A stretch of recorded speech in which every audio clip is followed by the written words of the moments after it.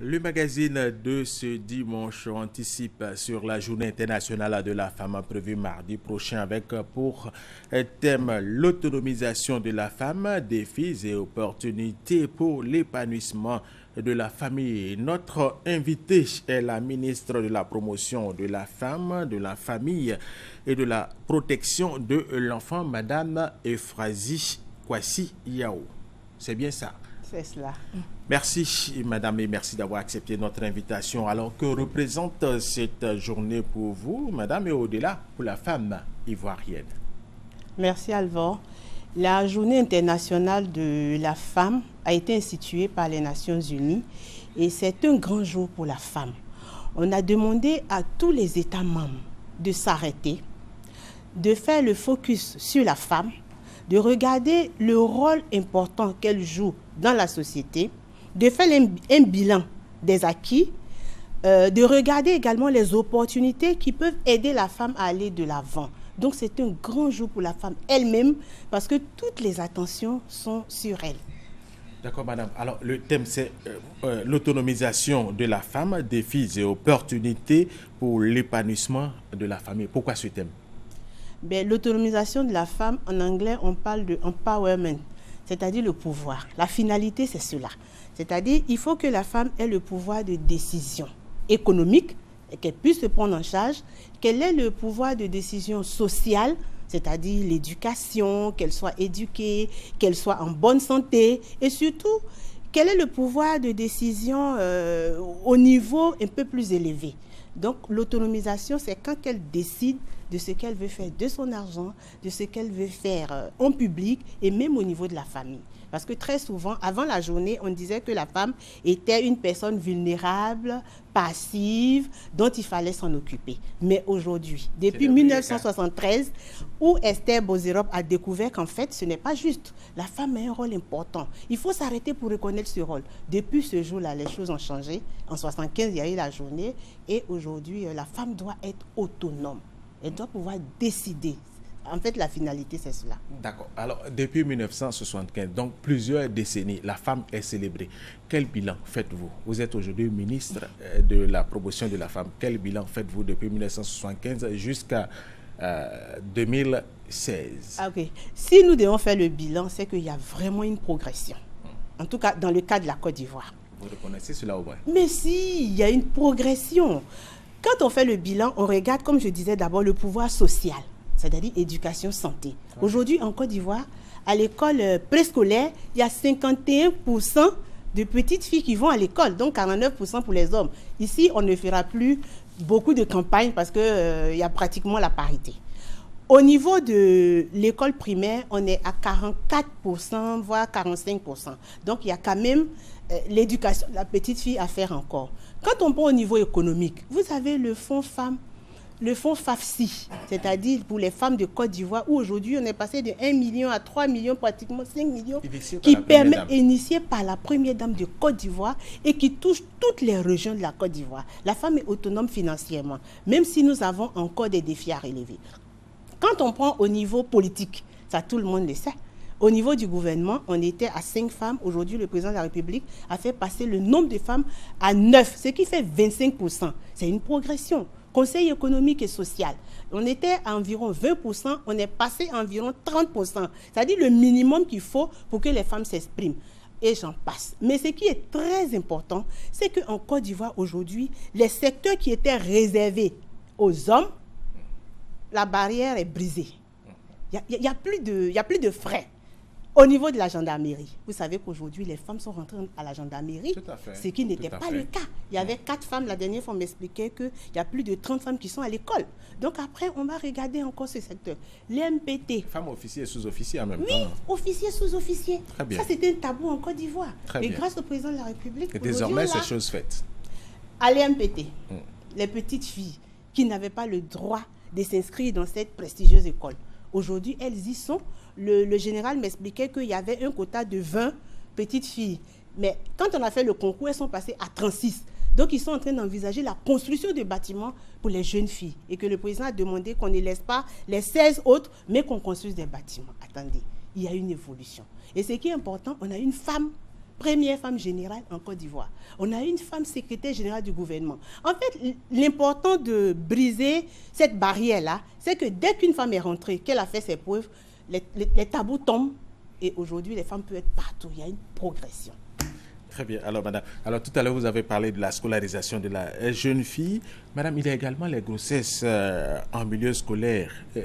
C'est la base de cette autonomisation de la femme. Oui.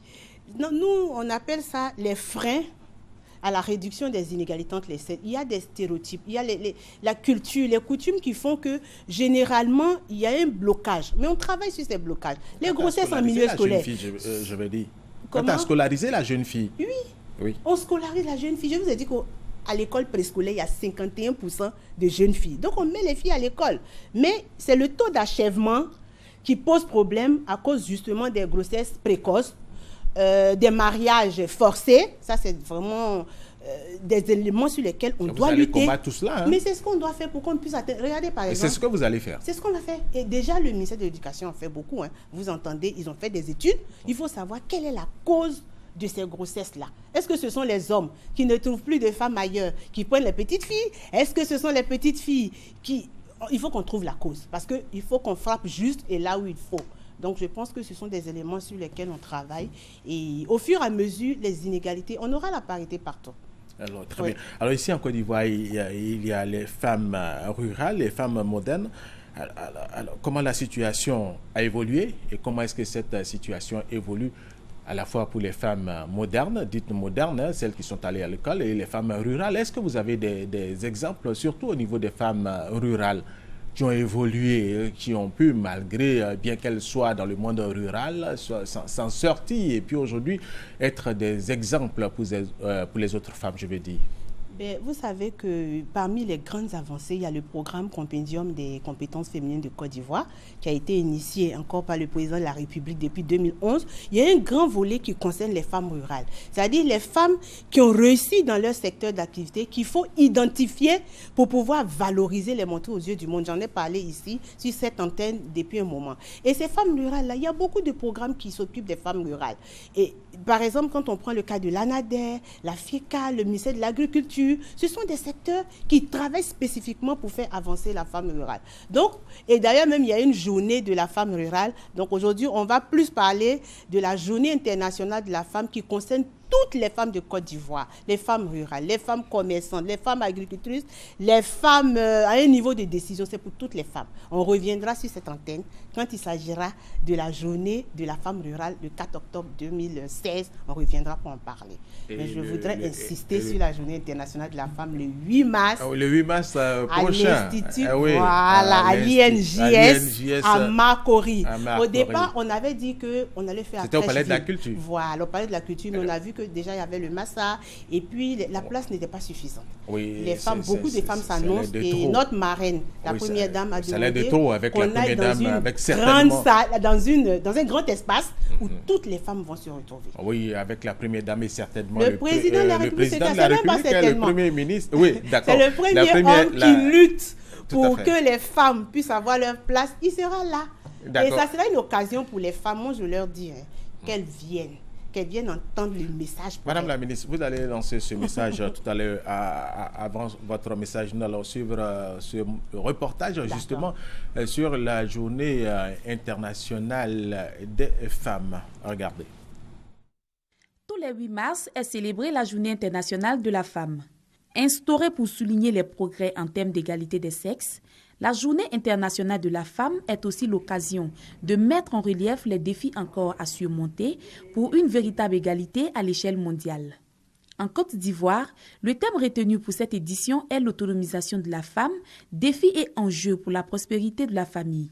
Principale innovation pour cette année, des femmes modèles de 5 grandes régions du pays pour partager leurs expériences, notamment des difficultés rencontrées par celles-ci sur le chemin de la réussite. Cette initiative de Frazi Yaoukwasi, ministre de la Promotion de la Femme, de la Famille et de la Protection de l'Enfant, vise à renforcer la visibilité des femmes modèles dans tous les secteurs d'activité.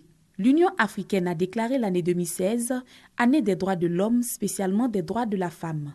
Rappelons que la Journée internationale de la femme a été instituée en 1977 par l'Assemblée générale des Nations unies dans le but de bâtir un monde plus juste, où tous les hommes et toutes les femmes bénéficient des droits humains et du droit au développement. Alors, Madame la ministre, quels sont les objectifs que vous attendez atteindre, en tout cas à partir de cette journée, à partir de mardi prochain, je veux dire? Pour parler d'objectifs, je parlerai plutôt des réformes. C'est-à-dire, cette année, la particularité, c'est que les hommes s'engagent pour les femmes. Nous avons dit que les femmes sont valorisées, mais il faut que les hommes s'engagent parce que c'est ensemble, hommes et femmes, que nous pouvons réussir le développement. Donc, il y a les ministres qui vont s'engager. Il y a le secteur privé, nos partenaires au développement qui vont s'engager. Et ce jour-là, nous allons faire les défilés, mais des défilés qui montrent les avancées en matière de genre en Côte d'Ivoire, qui montrent les défis. Vous avez vu tout à l'heure l'émission, nous avons rencontré les femmes et nous ont dit ce qu'elles attendent de plus pour cette journée. Et on va faire les défilés par rapport à cela. Notre marraine va faire sa déclaration, le président de la République, le premier ministre. En tout cas, c'est une occasion favorable pour les femmes et nous les attendons.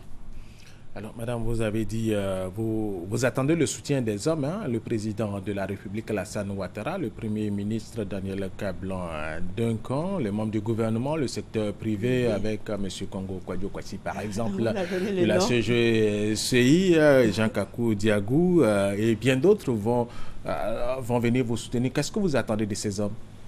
Ces hommes, ils sont libres de croire aux femmes ou pas. C'est ce jour-là qu'on saura. Mais à partir de ce qu'ils vont dire, on va faire le bilan. 6 mois après, où nous en sommes. 1 an après, où nous en sommes.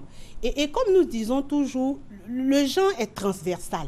C'est à partir de ce que chacun fait dans son secteur qu'on peut coordonner et arriver à valoriser les femmes comme le président de la République nous a donné comme mission. Le genre est transversal. Tout ce que les hommes vont dire dans leur secteur, nous allons enregistrer cela et nous allons travailler là-dessus pour faire le bilan l'année prochaine. C'est ça l'acte de pérennisation.